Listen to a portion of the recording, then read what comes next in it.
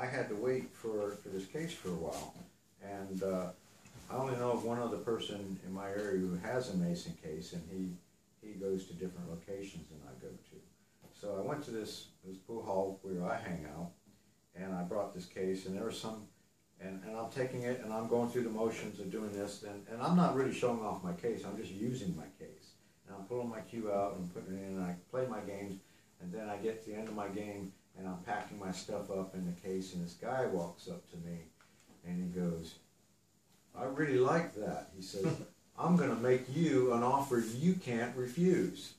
I says, "I don't think so, but what do you have to say?" You know, and I'm going to give you X number of dollars for this. I don't know what you charge for this or compared to what I got it to or whatever, but I'm going to give you X for this, which was a lot of money. But it turned out to be about the same amount that I paid for it. I says, "You can't buy this from me for that." I says, "Number one, I paid that for this and a little bit more for shipping. And I didn't wait a month to get this, just to give this to you tonight and get my money right back. Right. I bought this because I wanted it. I ordered it. It was exactly what I wanted. And why do I want to just do that?" I said, "You'll have to give me about," basically I was going to charge him 1.5 times what I paid for it, yeah, in order to give it to him right then. He didn't take it, but he thought what he was offering me, "I got this cash for you right now. I want that." You just can't have that. When you want something and you get what you want and you're pleased with it and it works out, then, oh, that's something special. Well, you know, on the note, we talked about that last night as well.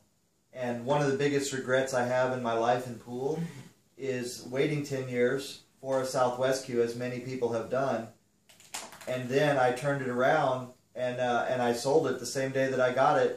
You know, I made the mistake of telling my good friend Joe Salazar, you know, who deals in cues, that I was getting a Southwest, and so it just so happened that I was a little bit short on money at that time, and so that very day I let him hound me until I acquiesced and sold the cue. And when you think back on it, you know, getting something that you've waited for and you really appreciate for a long time, it is a little bit of a regret if you let it go real quick, because you know you cannot instantly get that thing again. I got the Southwest cue that I had designed. Lori had let me choose the woods as she does. Everything was beautiful the way I wanted it, and I had patiently waited 10 years. I had not given in and gone to a dealer and paid a lot more money for it, and then I gave it away. And so I can understand that, you know, quite a lot. And as another thing I want to mention is aging, durability, how things go. If you just go to a billiard factory or one of these outlet billiard stores and buy a cheapy nylon case or whatever, things are going to happen. It's going to get scratched. It's going to get cut. The zipper may tear. Who knows what? Maybe none of it. Maybe some of that. Maybe you'll spill something on it. I don't know. The first case we showed you that I bought from Joe Salazar I bought it. It was in brand new condition. I bought it 2 years ago. I used it. oh, sorry, It's all right. Go ahead and keep talking, David. I used it for about a year. It's had some knocks, but you can't see too much.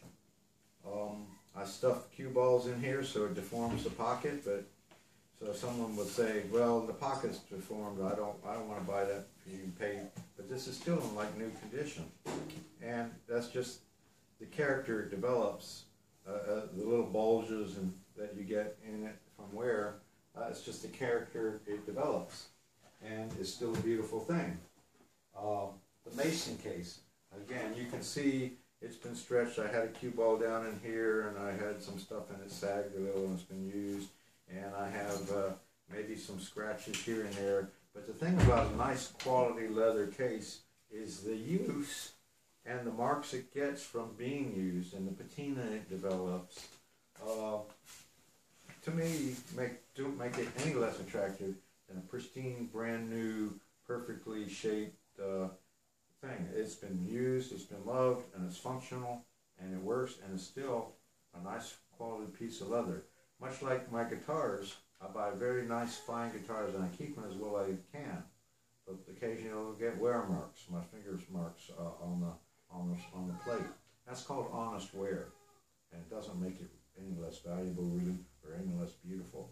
And maybe some of it fades where it's brushed, and I brushed a lot, and it fades a little. Well, that's just character.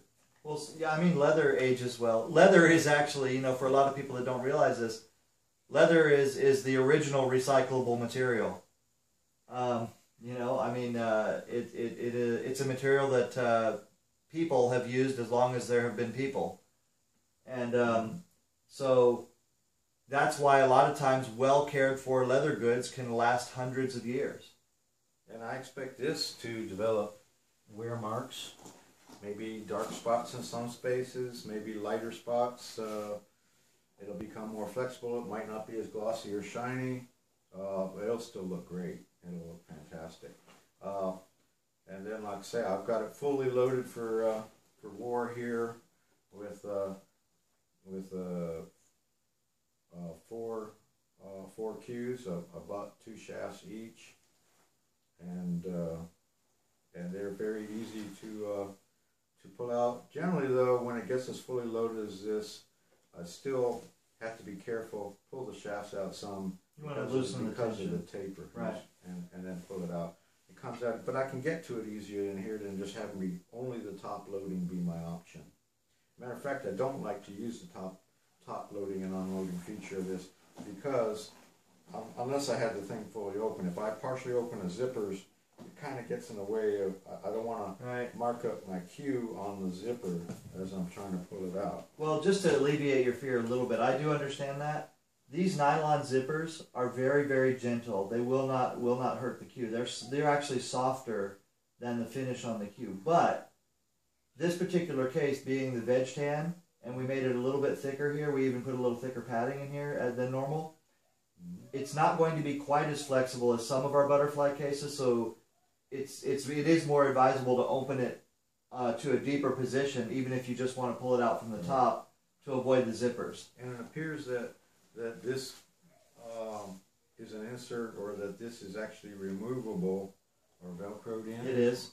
And so, not that I would want to remove it, but if it gets worn from sliding the cues in and out, I can get a replacement. Absolutely, yeah. Very easy. Or if you know, we do this a lot for customers.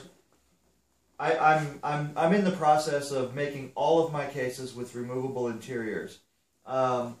So I haven't figured it out for all my models yet. But basically, the reason there is because occasionally you will need to do something with the interior. Sometimes you drop something in, sometimes you ruin it. Sometimes it gets worn out. And I would like to have my customers have the option to just get a new interior or a new configuration. You know, sometimes people get a case and it doesn't work exactly like they like it. So we are a custom shop. So I had a guy, I did this because I wanted to eliminate the flaps. I wanted to have a drop-in butterfly case where it worked like a drop-in case, but it was still a butterfly. And almost every butterfly case that you see these days has flaps inside of it that are meant to protect the cues. The problem is the flaps get in the way. If cues are longer or shorter, they don't really fit right. And I just wanted to eliminate that part. Well, I had a guy a few weeks ago who insisted that he had to have the flaps. So we built him a case with the flaps. And then I redesigned the flaps a little bit so that they were adjustable, so that if his cues were longer or shorter, they would still work exactly the same. So David, that option, you know, these options are always open to you.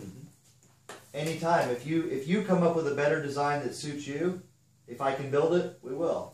One thing I miss, it's not on this case, but these other cases, and I miss it and I don't miss it at the same time, is this handle on the top. Right. Okay, so if you're in a pool hall or in a tournament in a crowded environment, you can just carry this beside you like this, fairly simply. Whereas if I'm carrying a handle this way, it's kind of getting in the way and bulky like and all that. And so I kind of thought, well, geez, I kind of wish I would have had a handle on the top, but with the zipper there you don't. But, as I was explaining earlier, with this shoulder pad and with really fine balance on this, it's really not really painful at all for me to be carrying that on my shoulder, as opposed to another case like this one, carrying it on my shoulder, it gets pretty heavy after a while.